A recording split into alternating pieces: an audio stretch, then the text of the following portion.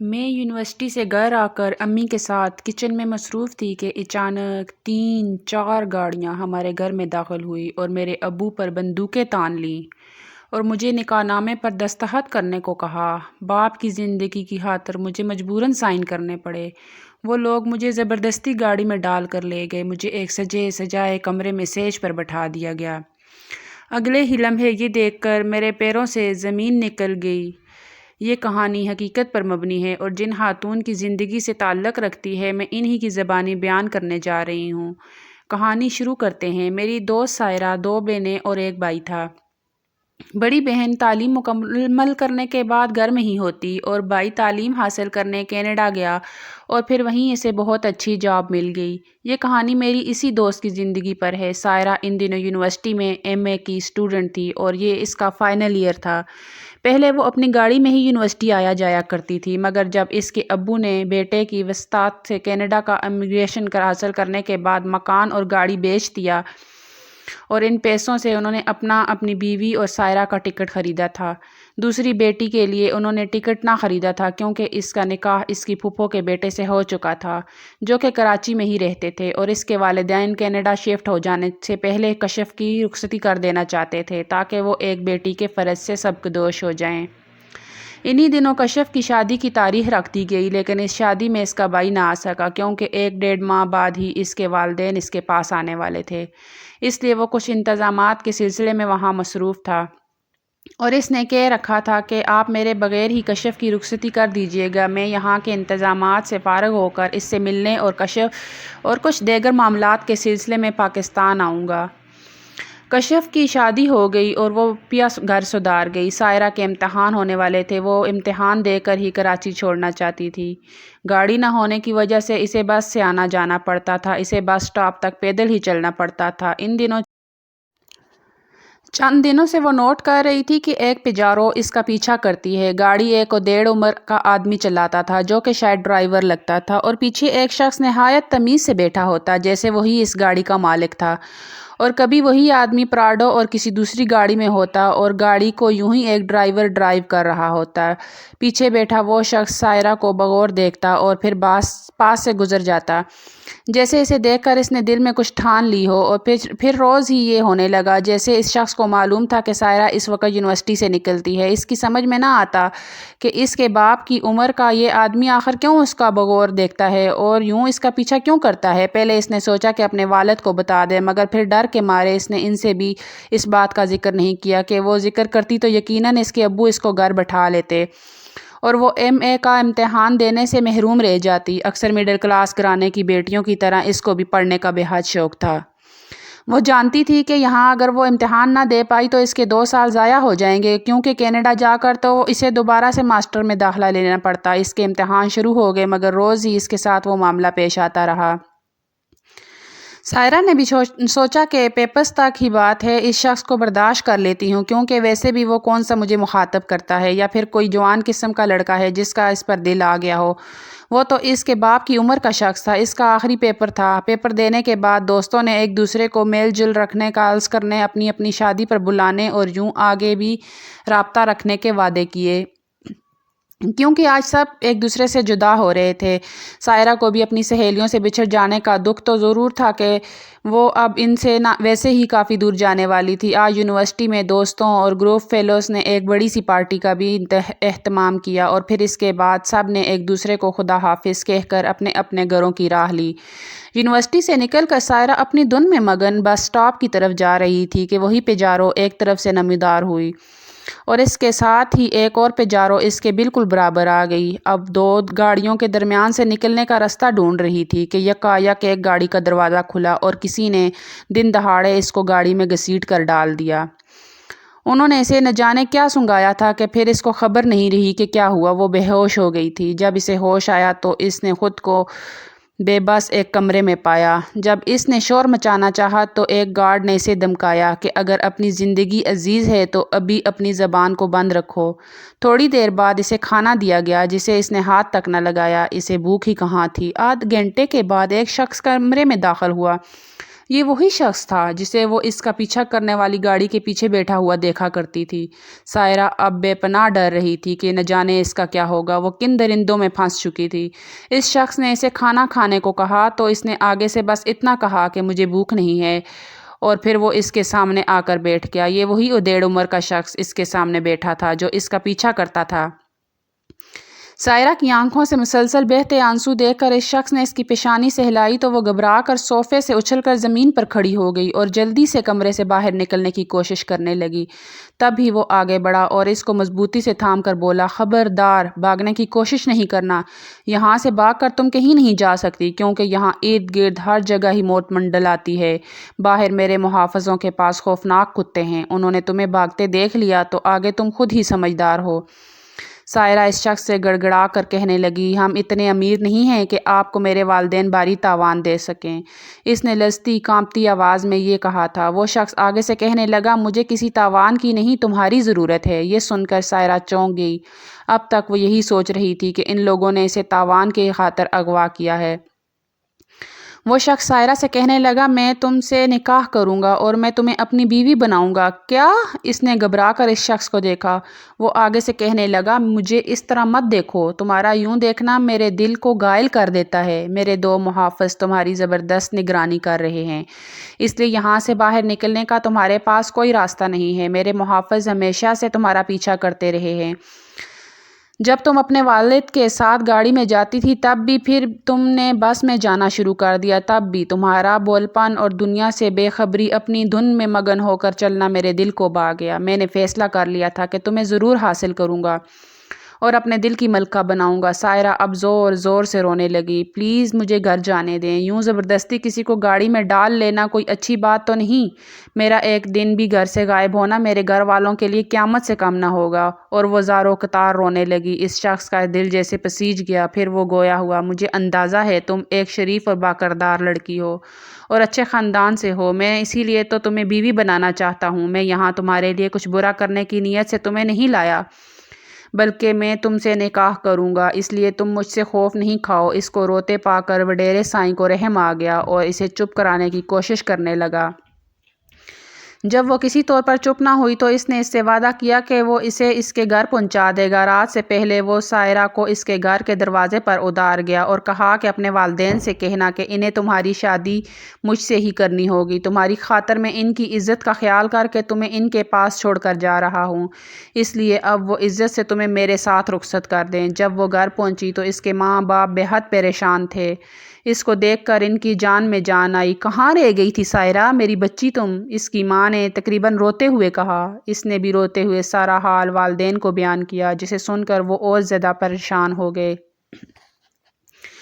باپ نے فوراً بیٹے کو کینیڈا فون کر دیا اور فوراً پاکستان آنے پر تیار ہو گیا، مگر کچھ قانونی کارروائی کی وجہ سے فوراً نہیں آ سکتا تھا۔ ماں نے اس کو منع کر دیا کہ تم مت آؤ، ہم خود اس مسئلے سے نمٹ لیں گے۔ سائرہ کا پریشانی سے حال برا تھا۔ اسے اس شخص کی باتوں سے اندازہ ہو چکا تھا کہ وہ دوبارہ اسے حاصل کرنے کی کوشش ضرور کرے گا۔ 2 دن گزر گئے۔ سائرہ اپنی ماں کے ساتھ کچن کے کاموں میں مصروف تھی کہ چند لوگ پھل اور مٹھائی کے ٹوکرے لے کر آ گئے اور انہوں نے صاف بتا دیا کہ اللہ داد نے رشتہ مانگا ہے۔ پہلی بیوی ان سے کافی بڑی ہیں، انہوں نے دوسری شادی کی تو اس سے اولاد نہیں ہے۔ تیسری میڈیکل کی طالبہ تھی جو ان کو پسند آ گئی۔ سائیں رشتہ لے کر گئے تو اس لڑکی کے والدین نے بھی رشتہ دینے سے انکار نہیں کیا۔ اب اس کے 2 بچے ہیں اور وہ لاکارنا میں ان کے گاؤں میں رہتی ہے۔ سائرہ سائیں کی چوتھی بیوی ہوگی اور وہ ان کے ساتھ کراچی میں ہی رہے گی۔ ڈیفنس کا بنگلہ وہ سائرہ کے نام لکھ کر دیں گے۔ سائرہ کے ابو نے بڑے تحمل سے ان کی باتیں سنی۔ ان لوگوں کی چائے وغیرہ سے توازہ کی اور جاتے وقت ان کو بھی مٹھائی پھولوں کے ساتھ رخصت کر دیا۔ ان لوگوں کو گئے ایک روز ہی ہوا تھا کہ سائرہ کے ابو کے ایک دوست جن کا نام توقیر احمد تھا، وہ شہر کے ایک مشہور سیاستدان کے ساتھ ان کے گھر آئے اور سائرہ کے ابو کو سمجھایا کہ وہ بیٹی کا رشتہ سائیں اللہ داد کو دے دیں۔ سائیں اللہ داد کے ہاتھ بہت لمبے ہیں، بہتر ہوگا کہ ان کی بات مان لی جائے۔ وہ سائرہ کو زور زبردستی سے بھی لے جا سکتے ہیں، اس لیے آپ اپنی عزت کا خیال کرتے ہوئے خود ہی صلح صفائی سے ان کو رشتہ دے دیں۔ سائرہ کے والدین نے ان کو یہی جواب دیا کہ وہ اپنی بیٹی کو اپنے ہاتھوں زندہ قبر میں نہیں اتار سکتے، وہ سائیں اللہ داد کو بیٹی کا رشتہ کبھی نہیں دیں گے۔ وہ لوگ مایوس ہو کر چلے گئے۔ ان کے جانے کے بعد سائرہ کے ابو شدید پریشانی میں مبتلا تھے۔ انہوں نے اپنی بیوی سے اس معاملے میں صلح مشورہ کرنے کے بعد یہ فیصلہ کیا کہ وہ لوگ جلد از جلد اپنا سامان پیک کر کے کینیڈا کے لیے روانہ ہو جائیں گے، تاکہ کسی بھی آنے والی پریشانی سے پہلے ہی وہ یہاں سے نکل جائیں۔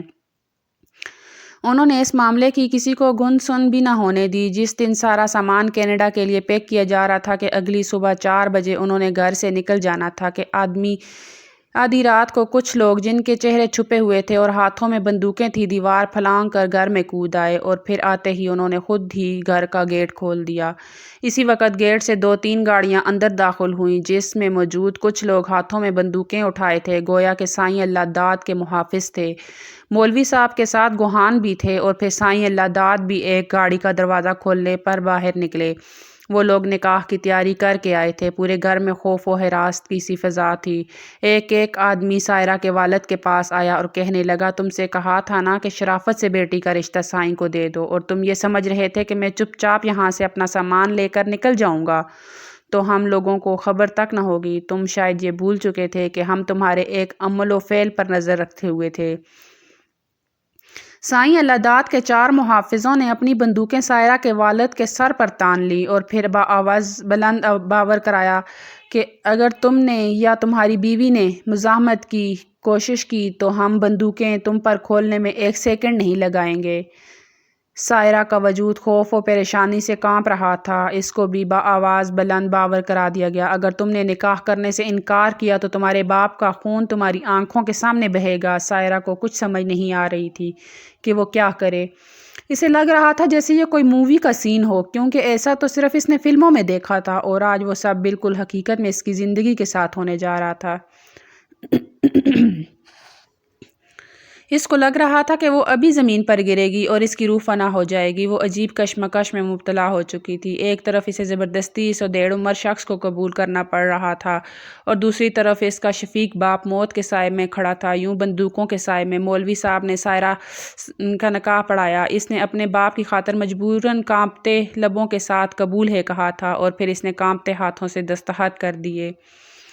اس کو اپنے والدین کی جانوں سے بڑھ کر کچھ عزیز نہ تھا۔ نکاح کے فوراً بعد سب لوگ وہاں سے اٹھ کھڑے ہوئے۔ مہر کی رقم مٹھائی کے ٹوکرے صوفے پر ہی چھوڑ کر وہ لوگ سائرہ کو گاڑی میں بٹھا کر زبردستی لے گئے تھے۔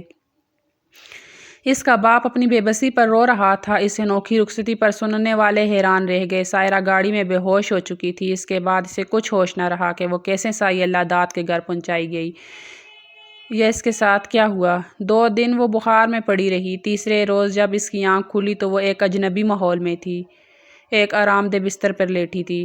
اس نے خود کو ایک نئی دلہن کے کمرے جیسے کمرے میں پایا جس کا دروازہ بند تھا۔ کمرہ کافی بڑا اور عالیشان تھا۔ جس بیڈ پر وہ لیٹی تھی وہاں مصحری بنائی گئی تھی۔ سنہرے کلابتوں، سرخ گلابوں اور موتیا کے پھولوں کی لڑیاں چاندی کے پایوں والی مصری کے چاروں طرف ہلکورے لے رہی تھی، اور مصحری پر قیمتی سفید رنگ کا مخمل کا لمبا رواں ایسی خنقی میں اس کے اپنے ہی وجود کی طرح لرز رہا تھا۔ اس نے آنکھیں کھول کر مصری کے اس گھونگھٹ کے باہر دیکھا تو دیواروں پر گلابی، گلاب اور چنبیلی کے پھولوں کے ہار لٹکے ہوئے تھے۔ اسے یوں لگا جیسے یہ مصری نہیں بلکہ ایک چاندی کا پنجرہ ہو، جس کی تتلیاں نازک کلابتوں کی سنہری لڑیاں نہیں بلکہ سونے کے مضبوط تتلیاں ہیں، جن سے سر ٹکرا کر وہ مر تو سکتی ہیں مگر ان کو توڑ نہیں سکتی۔ یہ قبر تھی یا اس کا اجلا عروسی کہ وہ یہاں وحشت کا شکار تھی۔ اسے نہیں معلوم کہ اس کے ساتھ کیا ہوا ہے۔ کیا یہ اس کی شب عروسی تھی کہ جس کے بعد طلوع ہونے والی صبح ہر دوشیزہ کو ایک پروقار خاتون کا روپ عطا کر دیا کرتی تھی، چاہے وہ اللہ تعالیٰ کے بھیجے ہوئے آسمانی صحیفہ کے سائے میں ماں باپ کے گھر سے رخصت ہوئی ہو، یہ چاہے بندوق اس کے والدین کی کمپٹی پر رکھ کر اس کو زبردستی دلہن بنا لیا گیا ہو۔ اس نے ایک گہرا سانس لیا، تب اسے یاد آ گیا کہ اس سے نکاح نامے پر زبردستی کس طرح بندوق برادروں نے دستخط کرائے تھے۔ تب ہی تو اسے یہ اجلا عروسی قبر لگ رہا تھا۔ تھوڑی دیر بعد اسے بھاری قدموں کی آواز سنائی دی۔ وہ اپنے اندر ہی لرز کر اور سمٹ کر رہ گئی۔ اندر آنے والے شخص نے اس کے ماتھے پر ہاتھ رکھ کر اس کا بخار چیک کیا، مگر وہ شخص اسے زہر لگ رہا تھا جس نے اس کی اچھی بھلی خوشیوں سے بھری زندگی برباد کر کے رکھ دی تھی۔ اب سائرہ کی طبیعت کافی بہتر ہو چکی تھی، مگر اس کو رہ رہ کر اپنے والدین کا خیال آ رہا تھا۔ شام کو گھر کی عورتوں نے اس کو سجا سنوار کر دلہن بنا دیا اور سائیں اللہ داد کی حویلی میں ان کا ولیمہ کیا گیا۔ اس نے صرف اپنے خاص مہمانوں کو مدعو کیا تھا۔ اب سائرہ کی زندگی کے دن اسی قید میں بسر ہونے لگے۔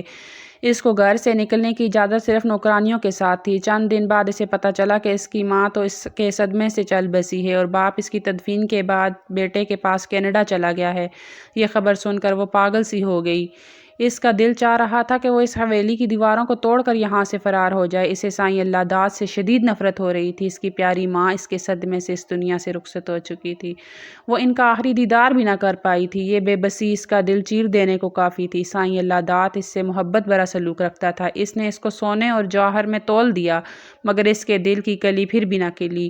وہ اس حویلی میں اس شخص کے ساتھ جی تو رہی تھی، مگر مرنے کی آس پر۔ سائیں اللہ داد اب اپنی دوسری بیویوں کے پاس بہت کم جاتا تھا۔ اس کے دل پر جیسے اب صرف سائرہ کا ہی قبضہ ہو چکا تھا۔ سائیں اللہ داد اس کے دل اپنی جگہ بنانے کی ہر ممکن کوشش کرتا۔ اس کو سائرہ کے بطن سے اولاد کی شدید خواہش تھی، مگر شاید وہ دنیا کی واحد سہاگن ہوگی جس نے ہر بار یہی دعا کی تھی کہ اللہ میری گود کبھی ہری نہ ہو، میں اس شخص کے بچے کی کبھی ماں نہ بن پاؤں اور میری کوکھ ہمیشہ خشک رہے، کیونکہ وہ بچہ اس کے لیے اس حویلی میں رہنے کے لیے ایک زنجیر بن جا سکتا تھا اور اسے اس حویلی میں رہنا بالکل قبول نہ تھا۔ سائرہ نے مجھے بتایا کہ میں نے یہ دل میں ٹھان لی تھی کہ مجھے جب بھی موقع ملا میں اس شخص کو چھوڑ جاؤں گی کہ جس نے زبردستی مجھ کو اپنی بیوی بنایا تھا، جبکہ میرے دل نے آج تک بھی اس کے بیوی بننا کبھی قبول ہی نہ کیا تھا۔ وہ اب ایسے موقع کا انتظار کرنے لگی کہ جس میں وہ اس قید سے نکل سکے، مگر اس پر سختی اس قدر تھی کہ وہ بے بس تھی۔ شاید کہ سائیں اللہ داد کو ابھی بھی اس پر شک تھا کہ وہ اس کی محبت سے نکل بھاگے گی۔ شادی کے کچھ عرصے بعد سائرہ پر کچھ نگرانی کم ہو گئی۔ پہلے تو ہر وقت اس کے ساتھ 2 ملازمائیں چلتی تھیں، اب جیسے ان کو بھی سائرہ پر اعتبار آنے لگا۔ یہ وہ زمانہ تھا جب الیکشن نزدیک تھے۔ وہ ایک نیا سیاسی کھیل کھیلا جا رہا تھا۔ سائیں اللہ داد بھی اس کھیل میں شریک اپنا حصہ لینے والا تھا۔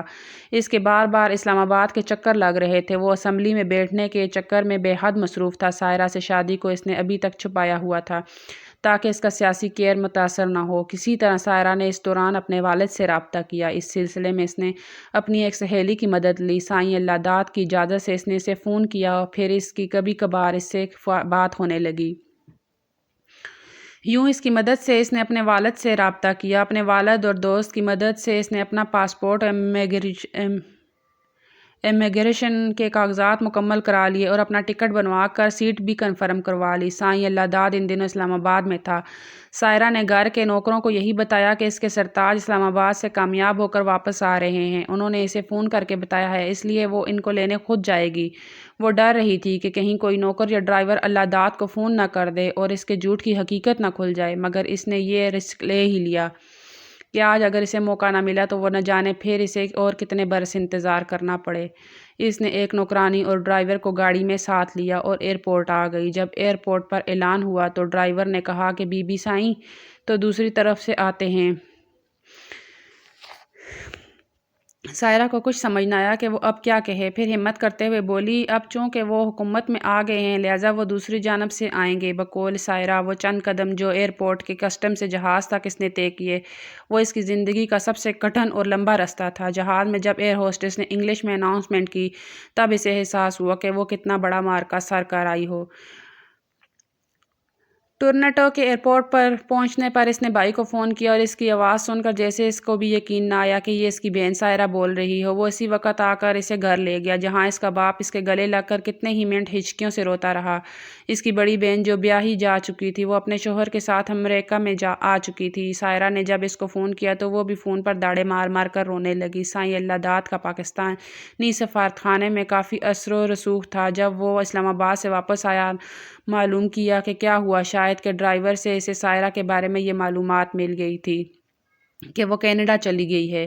وہ خود کینیڈا آیا۔ سائرہ ابھی تک بھی اس کے نکاح میں تھی۔ جب اس نے سائرہ سے ملنا چاہا تو سائرہ نے اس سے بات تک کرنے سے انکار کر دیا اور پھر خلا کے کاغذات بھجوا دیے جو واپس آ گئے، مگر قانونی طور پر اس کو عدالت سے طلاق ہو گئی اور اس کے ساتھ ہی کینیڈا کی اسلامک شہری کونسل نے بھی اس سے خلا کی تصدیق کر دی۔ تاہم اس کے بعد سائرہ اور اس کے ابو کینیڈا میں نہ رکے اور امریکہ آ گئے، جہاں اس کی بہن کی نیشنلٹی کام آئی اور وہ امریکہ میں ٹھہر گئی اور پھر اس کے والد واپس بیٹے کے پاس کینیڈا چلے گئے۔ یہاں امریکہ کی ایک یونیورسٹی سے اس نے PhD کی اور پھر یہیں ملازمت اختیار کر لی۔ اسی یونیورسٹی میں اس کی ملاقات ایک ہسپانوی مسلم لڑکے سے ہوئی تھی اور دونوں میں محبت ہو گئی۔ تعلیم مکمل کرنے کے بعد دونوں نے شادی کر لی۔ میری ملاقات سائرہ سے کیرولائنا میں ہوئی تھی۔ پھر میری اس سے دوستی ہو گئی۔ تب ہی اس نے اپنی زندگی کی یہ داستان مجھے سنائی جس کو میں نے رقم کیا۔ وہ اکثر چھٹی کے دن میرے گھر آتی، ہم ڈھیر ساری باتیں کرتی۔ وہ مجھ سے پاکستان کی یادیں شیئر کرتی، اپنے بچپن کے قصے سناتی، یوں ہم گھنٹوں بیٹھ کر باتیں کرتے تھے۔ پاکستان کے سرمایہ داروں، جاگیرداروں اور وڈیرا شاہی کے بارے میں۔ وہ کہتی تھی کہ یہ دولت کی خاطر پڑھی لکھی لڑکیاں ایسے مردوں سے شادیاں کرنے کے خواب دیکھتی ہیں کہ جن کی سیاست میں اثر و رسوخ ہو اور جو ان کو اپنی قیمتی گاڑیوں میں سیر کرائیں، ان کو تحفے میں گاڑیاں اور بنگلے دیں۔ اللہ داد کی وہ بیوی جو گاؤں میں رہتی تھی، وہ بھی بہت کم عمر اور تب میڈیکل کی طالبہ تھی، جس نے دولت کی خاطر اللہ داد کا رشتہ قبول کر لیا تھا۔ مگر مجھے یہ سب پسند نہ تھا۔ مجھے جب کہ اللہ داد کے پاس کوئی تکلیف نہ تھی، وہ مجھ سے اچھا سلوک کرتے، میرا بہت خیال رکھتے تھے، لیکن پتہ نہیں کیوں میرے دل نے ان کی سنگت اور حکمرانی کو قبول نہیں کیا۔ سب کچھ پا کر بھی مجھ کو یوں لگتا تھا جیسے میں خالی دامن ہوں۔ میں اسے کہتی، یہ اپنی اپنی پسند اور اپنی سوچ کی بات ہوتی ہے، دل جس کو قبول نہ کرے اس کے ساتھ سے بھی انسان کی خوشی حاصل نہیں ہوتی۔ وہ مجھے جواب دیتی، ہاں تم ٹھیک کہتی ہو، مگر ایک بات اور بھی ہے، وہ یہ کہ جب کوئی کسی کے ساتھ زبردستی کرتا ہے تو پھر اس کی عنایت بھی ظلم ہی معلوم ہوتی ہے، ورنہ اللہ داد میں کوئی کمی نہ تھی۔ وہ زیادہ عمر کے سہی مگر خوبصورت اور وجیح تھے، سخی بھی بہت تھے، ہزاروں لوگ ان کے در پر سوالی ہوتے تھے۔ میں تو ان کے مقابلے میں ایک معمولی سی لڑکی تھی، لیکن میرا دل ان کو قبول ہی نہ کرتا تھا۔ مجھ کو اپنے مقابلے میں معمولی نظر آتے تھے، کیونکہ وہ دولت سے پیار کرتے تھے اور اسی دولت کے بل بوتے پر وہ جو چاہتے حاصل کر لیتے، جبکہ یہ اچھا شیوا نہیں۔ سائرہ کی کہانی سن کر میں اکثر سوچتی تھی کہ یہ کہانی ان طلسماتی کہانیوں سے ملتی ہے جن میں دیو، پریزاد یا جن خوبصورت لڑکیوں کو زبردستی اٹھا کر لے جاتے ہیں اور کسی دور ویرانے میں واقع اپنے طلسماتی محل میں قید کر لیا کرتے تھے۔ کیا فی زمانہ دیوتاؤں کی جگہ انسانوں نے لے لی ہے۔ مزید دلچسپ کہانی کے لیے چینل کو سبسکرائب کریں، ویڈیو کو لائک کریں۔ اللہ حافظ۔